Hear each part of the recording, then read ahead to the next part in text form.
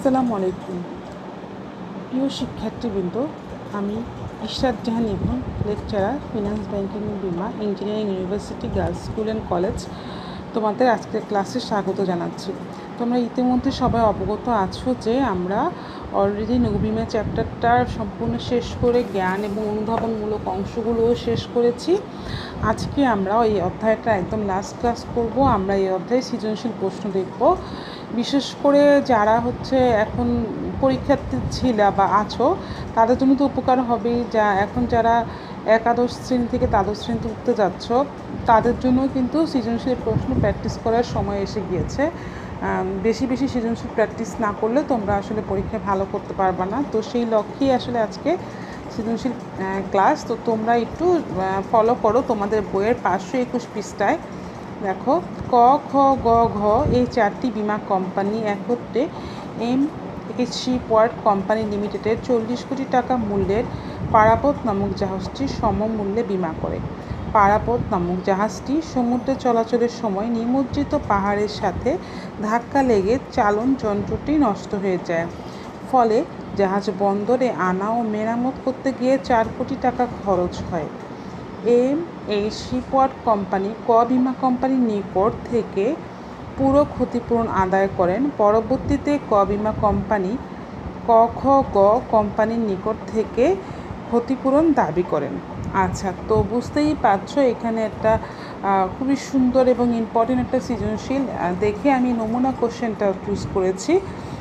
তো আমরা দেখি এখানে কি কি প্রশ্ন আছে। প্রথমেই দেখো, নৌ বিমা কাকে বলে। নৌবিমা কাকে বলে আমরা সবাই জানি, তারপরেও বলে দিচ্ছি। দেখো, নৌপথে যে সমস্ত জাহাজ চলাচল করে সে জাহাজস্থ পণ্য বা তার মাসুলের জন্য যে বিমাটা করা হচ্ছে তাকে আমরা বলছি নৌবিমা। আচ্ছা, সমুদ্রে পণ্য নিক্ষেপ সাধারণ আংশিক ক্ষতির মধ্যে পড়ে কেন? তো দেখো, এটা একটা গুরুত্বপূর্ণ অনুধাবনের প্রশ্ন। তোমাদেরকে বারবারই আমি সমুদ্রে পণ্য নিক্ষেপ ভেতরে পড়ানোর সময়ও বলেছি যে এটা খুবই ইম্পর্টেন্ট একটা প্রশ্ন। তো দেখো, চলে এসছে এটা। তো দেখো, এই যে দেখো, আমরা প্রশ্নটাতে আমি তোমাদেরকে দেখাই যে আমরা কীভাবে লিখবো।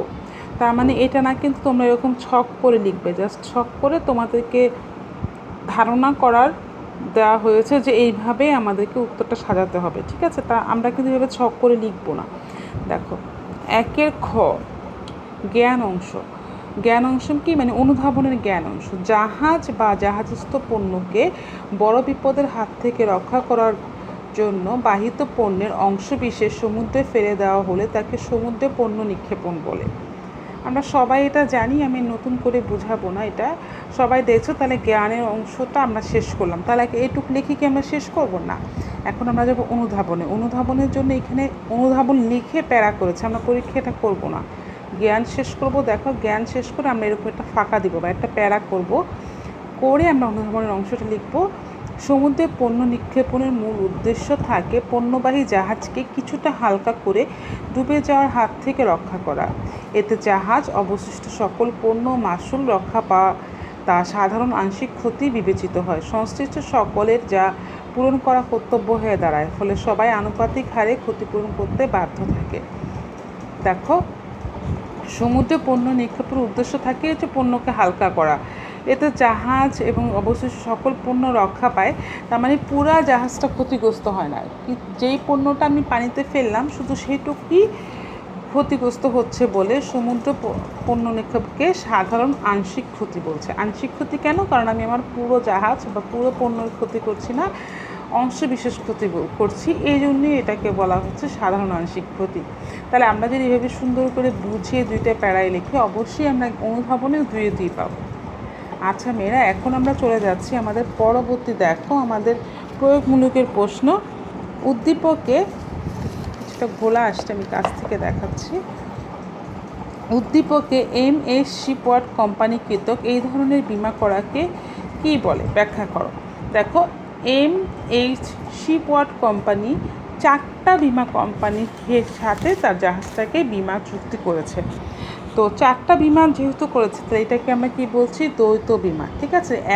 একটা সম্পত্তি কিন্তু অনেকগুলা বিমা কোম্পানি, তো এটাকে আমরা কি বলছি? দ্বৈত বিমা। তো দেখো, এটা আমরা লিখব জ্ঞানের অংশে। এইচ.এম. শিপিং লিমিটেডের বিমা করেছে তা তা হচ্ছে দ্বৈত বিমা। তো অনুধাবনের অংশটা দেখো।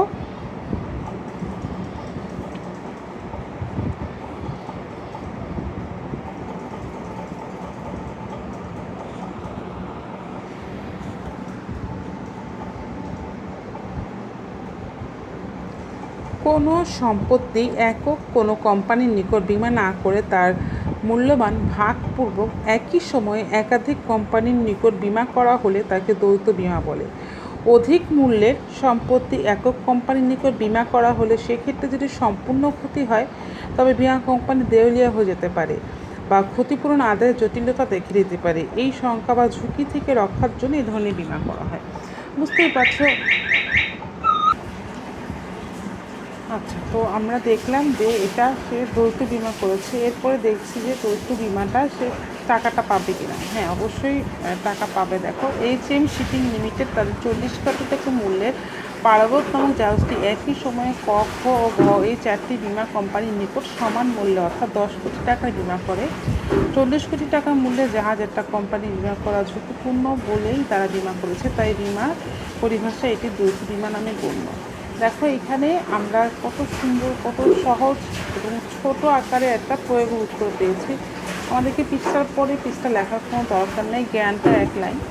অনুধাবন শুধু আমরা জ্ঞানের সংজ্ঞাটাই দিয়ে শেষ করব, আর প্রয়োগে আমরা জ্ঞান এবং অনুধাবনকে উদ্দীপকের সাথে মিল করে তারপরে আমরা জিনিসটাকে প্রুভ করবো যে না, আমার উত্তরটাই ঠিক আছে। তাহলে দেখো, এই যে বিষয়টা, যেহেতু আমরা একটা জাহাজ তার মূল্যমান 40 কোটি টাকা এবং তার 10 কোটি টাকা একটা বড় অ্যামাউন্টের টাকা একটা শিপিং কোম্পানির নিকট বিমা করাটা ঝুঁকিপূর্ণ, এই কারণেই কিন্তু HM শিপিং কোম্পানি তাদের একটা জাহাজ একাধিক কোম্পানি মানে 4টা কোম্পানির কাছে বিমা করায়। এই কারণে এটাকে আমরা বিমা বলছি, দ্বৈত বিমা। তো আশা করি তোমরা বুঝতে পেরেছো। ঠিক একটুকু লিখলেই হবে, এর বেশি লেখার আমাদের দরকার নেই।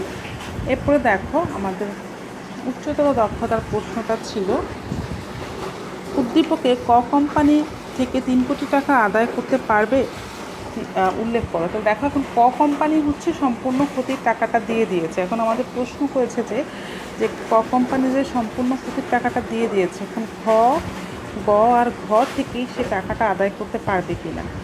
হ্যাঁ, অবশ্যই পারবে। দেখো, বলেছে যে অন্য বিমা কোম্পানি থেকে 3 কোটি টাকা আদায় করতে পারবে। এর কিন্তু যথার্থ।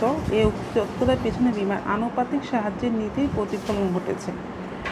আমরা একদম বিমার প্রথম মৌলিক অধ্যায় থেকেই এই নীতিটা সম্পর্কে সবাই জানি যে আনুপাতিক সাহায্যের নীতি জিনিসটা কি। একটা সম্পত্তি যদি একাধিক বিমা কোম্পানির নিকট বিমা করা হয় এবং কোনো কারণে যদি একটা কোম্পানি সেই ক্ষতির অংশটুকু বিমা গ্রহীতাকে প্রদান করে দেয়, তাহলে অন্য কোম্পানিগুলো আনুপাতিক হারে সেই ক্ষতিপূরণ প্রদানে বাধ্য থাকবে। এটাকেই আমরা বলছি আনুপাতিক সাহায্যের নীতি। এবং এই নীতির কারণেই কিন্তু ক কোম্পানি অন্য কোম্পানির কাছ থেকে অবশ্যই তোমার হচ্ছে বিমার যে দাবিটা সেটা অবশ্যই বুঝে পাবে। দেখো, এই জন্যই আমাদের জ্ঞানের উত্তর হচ্ছে আনুপাতিক সাহায্য প্রদানের নীতি। এখন আমরা চলে যাচ্ছি অনুধাবনে। দেখো, অনুধাবনের প্রশ্নটা হচ্ছে একাধিক বিমা কোম্পানির নিকট একই বিষয়বস্তু বিমা করে যদি আংশিক ক্ষতির উদ্ভব হয় এবং একক বিমা কোম্পানি তার ক্ষতিপূরণ করে, তবে অন্য কোম্পানি সে থেকে যে আনুপাতিক অংশ পায় একে আনুপাতিক সাহায্য নীতি বলে, যেটা আমি একটু আগেই বললাম। তো তোমরা এইভাবে একদম হুবহু লেখা লাগবে, বিষয়টা এরকম না। তোমরা জ্ঞানটা বুঝে অনুধাবনটা লিখতে পারবা। এখন আমরা প্রয়োগে আসি। আমরা প্রয়োগ মানেই হচ্ছে আমাদেরকে উদ্দীপকের সাথে লিঙ্ক করতে হবে। উদ্দীপকে দেখা যায় HM শিপিং লিমিটেড তাদের 40 কোটি টাকার সম্পত্তি 10 কোটি টাকা করে ক, খ, ঘ 4টি কোম্পানির নিকট বিমা করে। জাহাজটি সমুদ্রে চলার সময় নিমজ্জমান পাহাড়ের সাথে ধাক্কা লেগে 4 কোটি টাকার ক্ষতি হয়। যেহেতু এখানে আংশিক ক্ষতি হয়েছে এবং ক কোম্পানি পুরো 4 কোটি টাকার ক্ষতিপূরণ প্রদান করেছে, ফলে সে অন্য কোম্পানির নিকট আনুপাতিক সাহায্য পাবে। দেখো, কত সুন্দর সহজ করে আমরা এখানে লিখে দিলাম। তো এইটুক লিখলেই কিন্তু আমাদের উত্তর শেষ হয়ে যাচ্ছে না। আমাদের পরের যেটা আসছে সেটা হচ্ছে উচ্চতর দক্ষতা। আমরা অনেক মেয়েরাই প্রয়োগ আর উচ্চতর দক্ষতা একই সমান উত্তর লিখি এবং একই জায়গায় শেষ করি, তাহলে আমাদের নাম্বারটাই একই আসবে। উচ্চতর দক্ষতা অবশ্যই একটা পয়েন্ট বেশি লিখতে হবে এবং এটা সুন্দর করে উত্তরটাকে কমপ্লিট করে মতামত দিয়ে উত্তরটা শেষ করতে হবে। তো আমরা দেখি উচ্চতর দক্ষতাটা আমরা কীভাবে লিখব।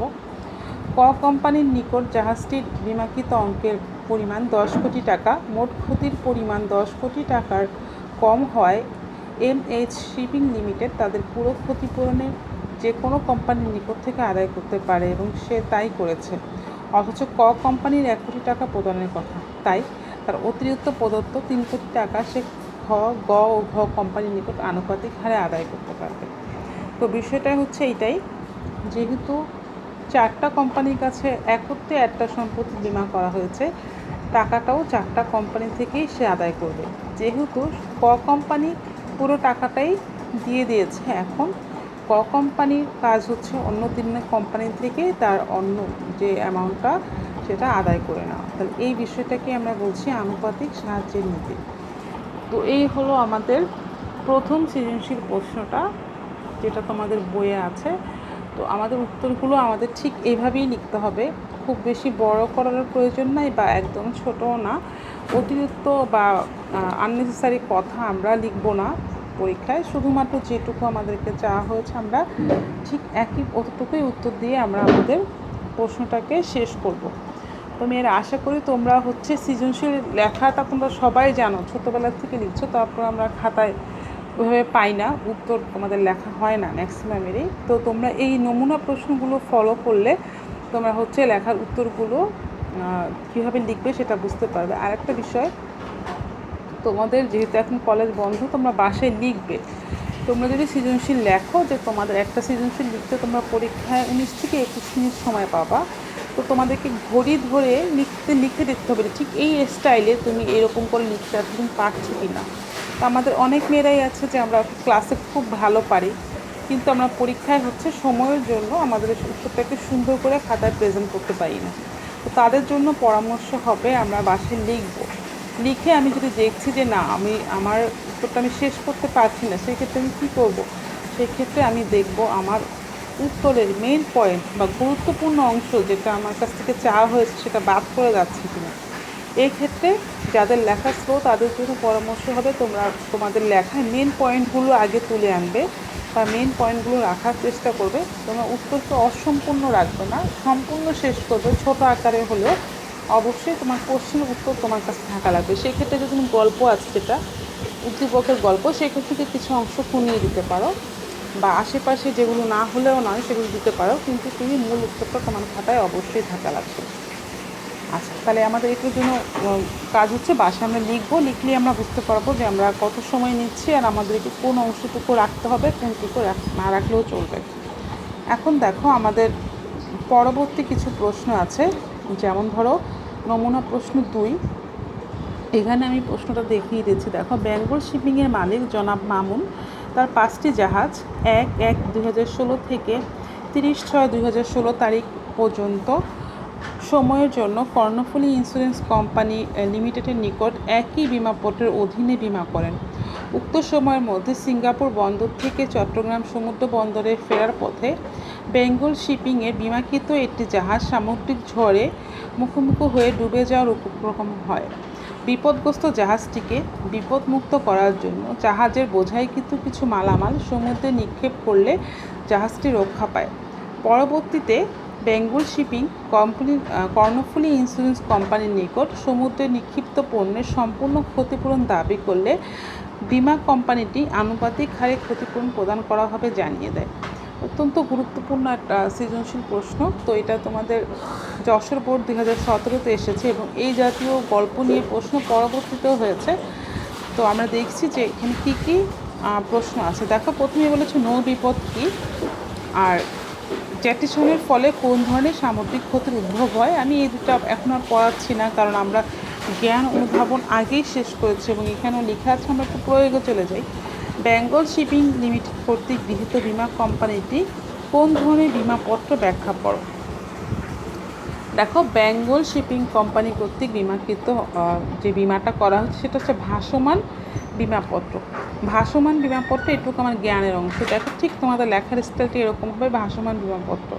এটুকু লিখে আমার জ্ঞান শেষ করছে। এখন আমাদের অনুধাবনের কাজ হচ্ছে জ্ঞানের অংশটুকুর সংজ্ঞাটা দেওয়া। তো আমাদের ভাসমান বিমাপত্র কাকে বলে? একই মালিক বা প্রতিষ্ঠানের একাধিক জাহাজ নির্দিষ্ট সময়ের জন্য একই বিমাপত্রের আওতায় বিমা করা হলে তাকে ভাসমান বিমাপত্র বলে। এক্ষেত্রে বিভিন্ন জাহাজের অবস্থা, মান ও মূল্য বিবেচনায়নে গড় মূল্য নির্ণীত হয় এবং সেইভাবেই বিমাকৃত অঙ্ক নির্ধারণ করা হয়। তো ভাসমান বিমাপত্র আমরা ভেতরে পড়ে এসেছি, সবাই জানি যে একটা ব্যক্তির যদি একাধিক জাহাজ থাকে সেই ক্ষেত্রে বারবার বিমা করার ঝামেলা এড়ানোর জন্য সে যদি একটা নির্দিষ্ট সময়ের জন্য তার সবগুলো জাহাজকে একটা বিমাপত্রের অধীনে বিমা করে, সেটাকে আমরা বলছি ভাসমান বিমাপত্র। তো সেই ক্ষেত্রে আমাদের প্রিমিয়ামটা নির্ধারিত হয় বা বিমার অঙ্ক নির্ধারিত হয় সবগুলো জাহাজের অবস্থা, মান এবং মূল্য বিবেচনায় এনে এটা গড় করে সেই অনুযায়ী আমাদের প্রিমিয়াম বা বিমা দাবিটা নির্ধারিত হয়। তো উদ্দীপকের বর্ণনা অনুযায়ী বেঙ্গল শিপিং কোম্পানি তার জাহাজ 1/1/2016 থেকে 30/6/2016 পর্যন্ত সময়ের জন্য কর্ণফুলী কোম্পানির নিকট একই বিমাপত্রের অধীনে বিমা করেন। তাহলে বোঝাই যাচ্ছে যেহেতু সময়টা নির্দিষ্ট এবং 5টি জাহাজ একই বিমা কোম্পানির অধীনে বিমা করা হয়েছে, তাহলে এটা অবশ্যই কি, এটা অবশ্যই হচ্ছে ভাসমান বিমাপত্র।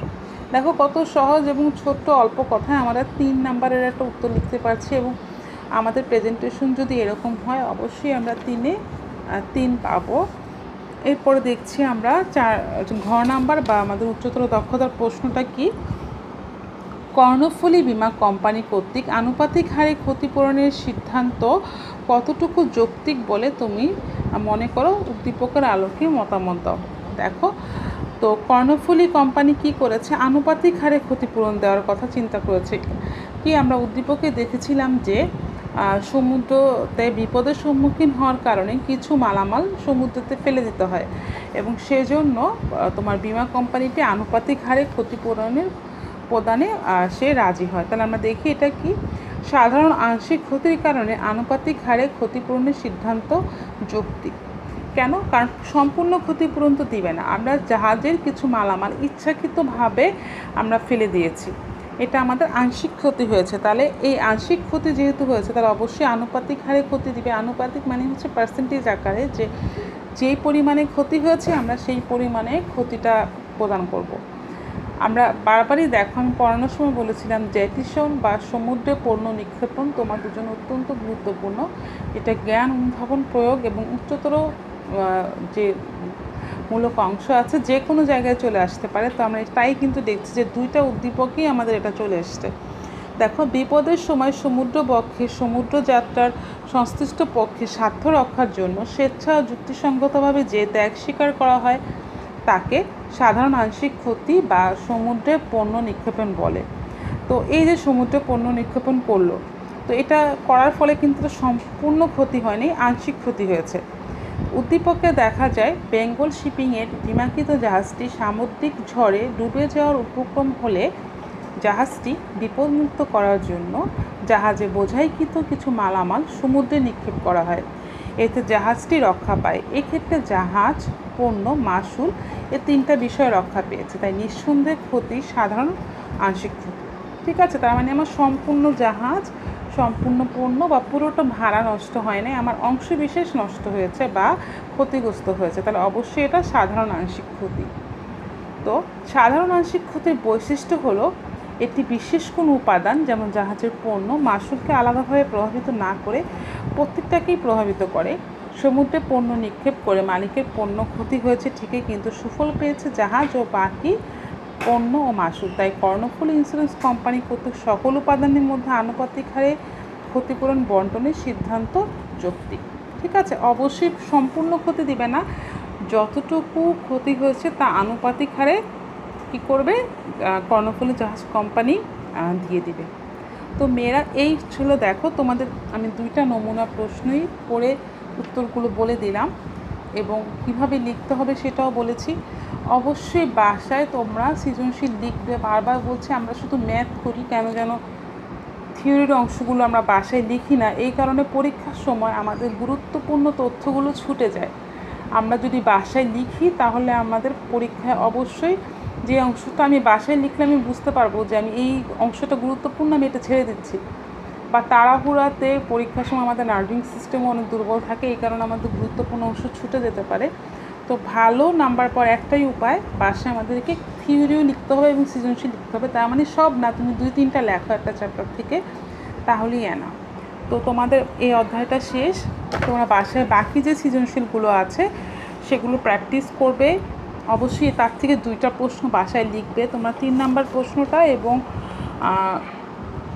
527 পৃষ্ঠার 7 নম্বর প্রশ্নটা এবং 5 নম্বর প্রশ্নটা, এই 3টা প্রশ্ন একটু ভালো করে পড়বে। এবং হচ্ছে দেখো যেই প্রশ্নগুলো বোর্ডে এসছে, দেখবে প্রশ্নগুলোর বাইরে বোর্ড কত সালে এসছে, বোর্ডের প্রশ্নগুলো বারবার ভালো করে অনুসরণ করবে এবং অ্যাটলিস্ট তুমি 13টার মধ্যে 3টা প্রশ্ন বাসায় লিখবে। লেখার পরে দেখবে যে তোমার উত্তরটা কতটুকু স্ট্যান্ডার্ড হচ্ছে। আর যে কোনো সমস্যা হলে অবশ্যই আমাকে জানাবে। সবাই সুস্থ থাকবে, ভালো থাকবে। আল্লাহ হাফেজ।